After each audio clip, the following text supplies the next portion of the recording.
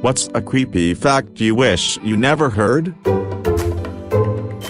Fatal familial insomnia is a very rare disorder in which you develop insomnia and it quickly becomes worse and worse until you literally cannot sleep and then you die. Later in the illness, you enter a permanent state of hypnagogia, which is the state between sleep and wakefulness. It has a 100% death rate. The life expectancy after it develops is 7 months to 6 years. It's passed down genetically and typically is developed when the person is middle-aged. So you can watch your parents die from it and then start to develop symptoms. Carrying a body from that height essentially guarantees that multiple other people will die. Those bodies can't be moved at a certain height. They are heavy, literal dead weight, and especially at green boots heights, your body is quite literally in the slow process of dying because of a severe lack of oxygen and the extreme temperatures. Humans can't survive that long up there and can barely carry themselves and equipment without running out of air. The sheer exertion of lifting and carrying a corpse would kill the rescuer long before they got down. If you see someone up there dying or struggling, there's not a ton you can do. Maybe offer some spare supplies if you have them, but then you have to move on or be another body and cause more problems for the next group. Nutty Potty Caverns. He got stuck with zero way to retrieve him, so they had to make the decision to just let him sit there and die. Couldn't remove the body either, so the tunnel was filled with concrete. And I think that you need special permissions to try and explore around those caverns since. Nutty Potty Caverns. He got stuck with zero way to retrieve him, so they had to make the decision to just let him sit there and die. Couldn't remove the body either, so the tunnel was filled with concrete. And I think that you need special permissions to try and explore around those caverns since. They actually did come up with a pulley system to try to get him out, but one of the pulleys failed. They were trying to figure out how to get him out until the end. Also, the mouth of the cavern was completely sealed, not just the tunnel where he died. I cope with the horror of knowing about this incident by reminding myself that the cave has reached its total body count. It's suspected that there is a group of truck drivers working together and are performing these murders all over the country. It's easy for them to hide as they're on the move a lot, and if they work together they can cover each other's tracks. Now, I'm not sure how a group of truck drivers decided to start killing with each other, and it's more believable they're working independently instead of cooperating with each other, but the idea is still scary. I think only, 2 people have ever survived it, and that was by their bodies being literally chilled while in a drug-induced coma. The method usually doesn't work, but it's about the only chance you have if you didn't get the vaccine before symptoms appeared. For those who don't know, according to Medical News Today, it can cause a range of debilitating symptoms, including states of anxiety and confusion, partial paralysis, agitation, hallucinations, and, in its final phases, a symptom called hydrophobia, or a fear of water. Read a book by an Aussie vet whose job was to stoke the fires. One day his Polish partner was too weak and slow for the Nazis' liking. The Nazis grabbed the Pole. They all knew what the Nazis were going to do. The Pole looked at the Aussie and said, "Aussie," his nickname for him, clearly hoping that the Aussie would intervene. The Aussie looked down and kept stoking the fire, even as the Nazis threw the pole in. It haunted him for the rest of his life. I fucking hate Nazi apologists. They were just doing their jobs so that their families weren't killed. Bullshit. You can't tell me they burned that man alive and made his friend too scared to intervene because they were anything but sadists. The myth of the clean Wehrmacht has much to answer for. Evolutionary responses to extreme fear and pain in very young babies is to go super still and quiet, thought to be a behavior to avoid calling a predator's attention, so a pinprick or a pinch will make them cry. but the scalpel will make them freeze. At least that's how it was explained to me, and it did nothing but make my stomach churn more. But if true, it's at least understandable how the mistake was made, you know. If the doctor had never actually been around babies before and only learned about them from textbooks, as was the norm for men 100 years ago. I have a lot of trouble believing that they didn't know babies could feel pain. They had to know. They maybe just said that to save face as to why they were operating on babies without anesthesia. I have a feeling they didn't use it because they couldn't get the proper dose correct for a baby at that time, or it was somehow too risky. I guess they figured the babies would just forget.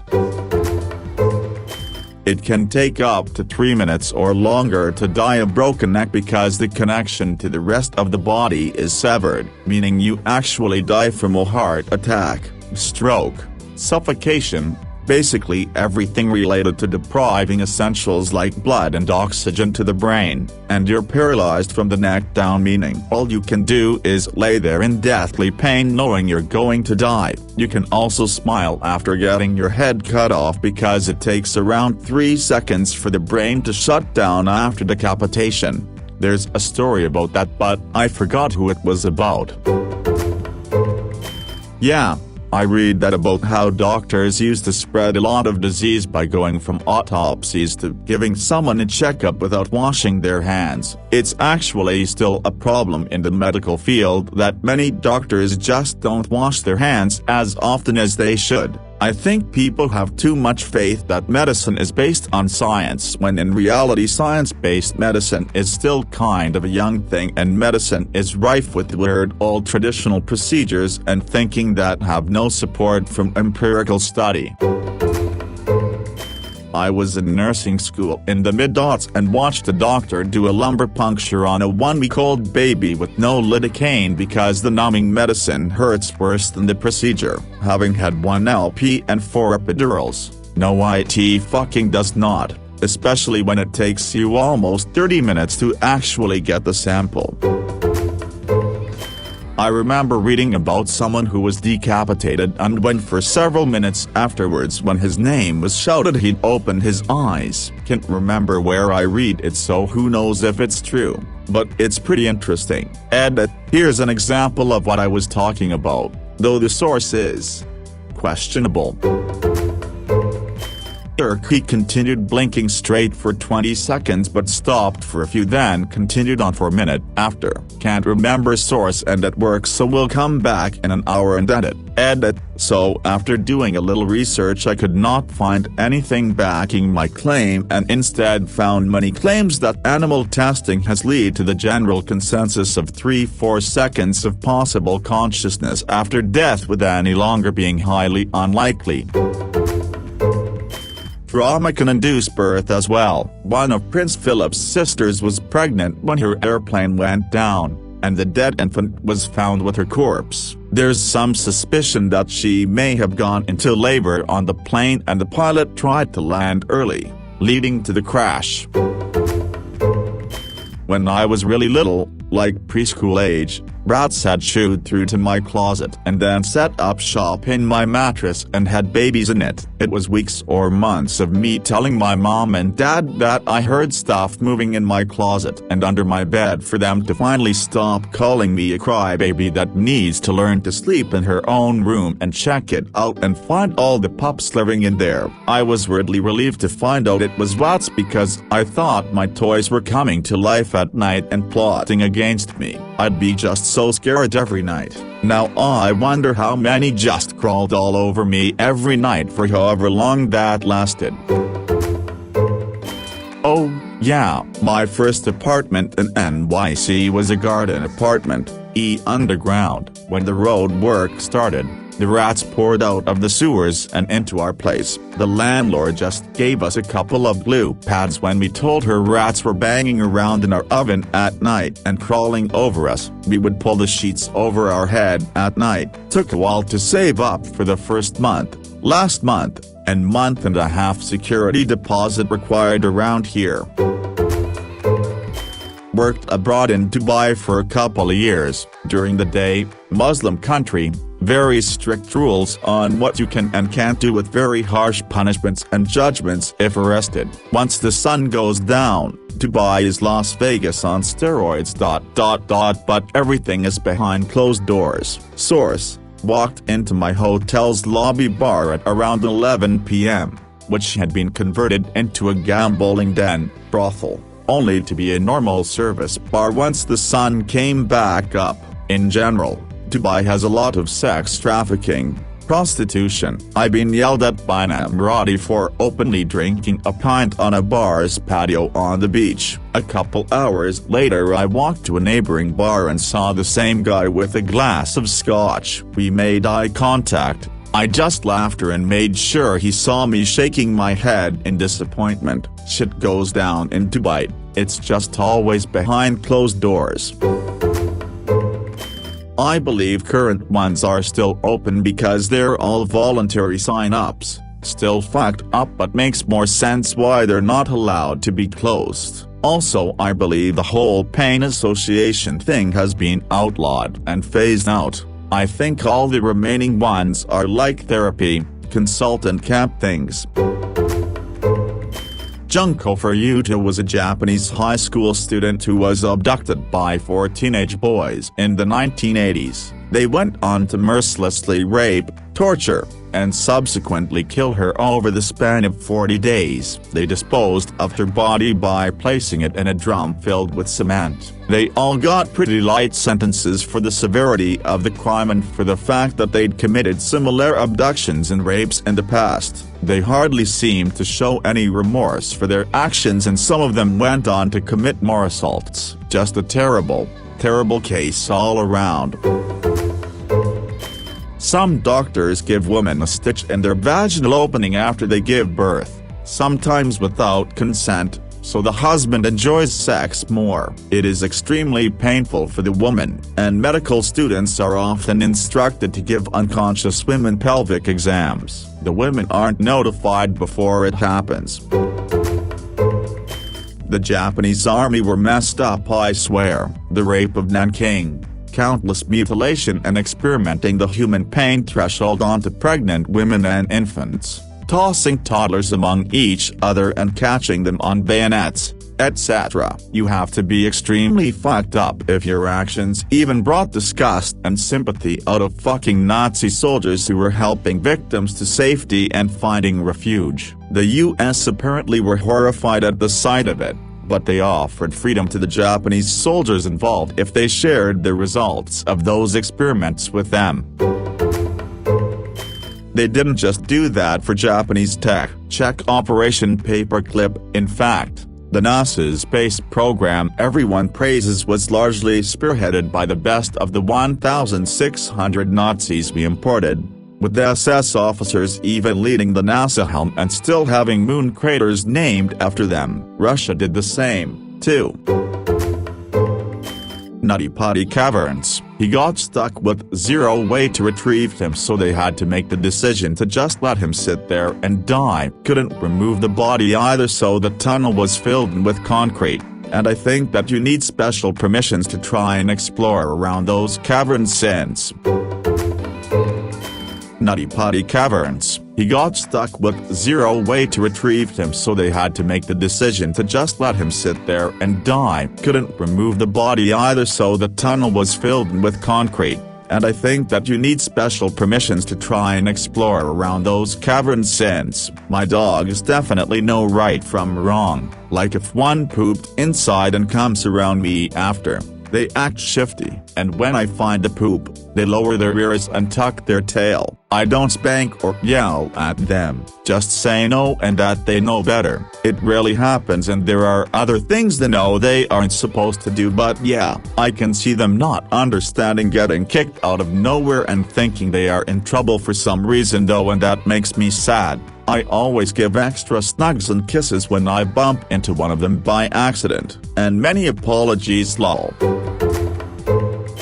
I got my PS4 taken away around November because of my grades. Something tells me the poor grades weren't from lack of effort. Highlight the game's icon on the dashboard. Press down on the D-pad and select PlayStation Store. It should show a list of DLC. Press View All and then select and download every DLC pack that has free as its price tag. After you made sure all essential DLC is downloaded, restart the game. You can also use this site for help in the future.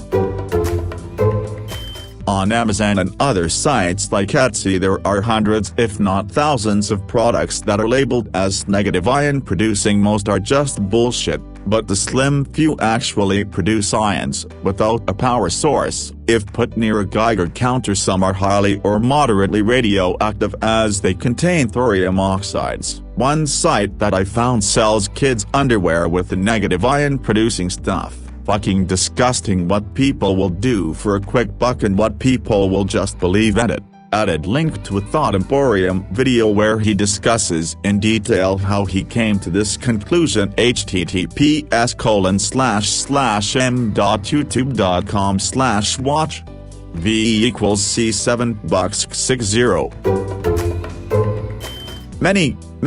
Many things. There's the smaller stuff like the process of dying by hypothermia and the side effects of various unpleasant diseases and drugs. More disturbing stories like Albert Fish and Hisashi Aoki, and the existential dread that there are multiple time bombs, like the potential for a Carrington event to end, maybe, dead hand, perimeter, ticking all around us, but many are oblivious to them, and for good reason. In the year 2000, one of Russia's largest submarines sank in 800 meters of water, yet still 21 people survived in the submarine for days in an air bubble. A Russian submarine had tried to lock to the hatch to get them out of there, but every time failed. Eventually a chunk of phosphorus, or one of those elements which explode on contact with water, which was being held up to prevent an explosion, was knocked over by a crew member and exploded. The remaining 21 people either burned to death or suffocated. Apparently, if you live in a mid-class or above area, expect house burglars, so get cameras and alarms. If you live in a working class area, expect to get mugged. If you are walking, carry a cheap Android phone that you don't mind being stolen. Tell people you know where you are going and maybe invest in a body bullet camera. Also, if you have valuables, keep them away from bedrooms and in a safe. Also, if you can get pet insurance, as people can drug or steal them. Make absolute sure your house includes contents insurance. The look of Minions was actually designed after a Nazi experiment on children, where they would be forced to wear these heavy helmets that were so heavy it stunted their growth and it made the children lose their ability to speak. I saw this on TikTok, so if anyone knows if this is real or not, please tell me. Sorry, this isn't related. If there's anyone out there, I need help with Modern Warfare. It isn't working. I got my PS4 taken away around November because of my grades and got the PSN renewed in January as a day gift from my uncle. I loaded Modern Warfare on my stepdad's PS4, but I could only access Warzone. I downloaded the multiplayer packs and everything, but it needed the credit debit card of my uncle as a two-factor authentication, but he didn't want to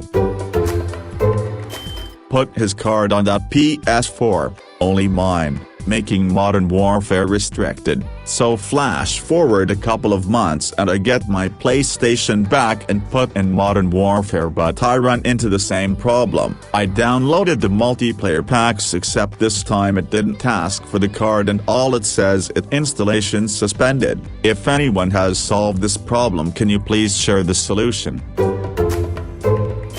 For those who don't know, according to Medical News Today, it can cause a range of debilitating symptoms, including states of anxiety and confusion, partial paralysis, agitation, hallucinations, and, in its final phases, a symptom called hydrophobia, or a fear of water. It can take up to 3 minutes or longer to die a broken neck because the connection to the rest of the body is severed, meaning you actually die from a heart attack, stroke, suffocation, Basically everything related to depriving essentials like blood and oxygen to the brain, and you're paralyzed from the neck down, meaning all you can do is lay there in deathly pain knowing you're going to die. You can also smile after getting your head cut off because it takes around 3 seconds for the brain to shut down after decapitation. There's a story about that, but I forgot who it was about.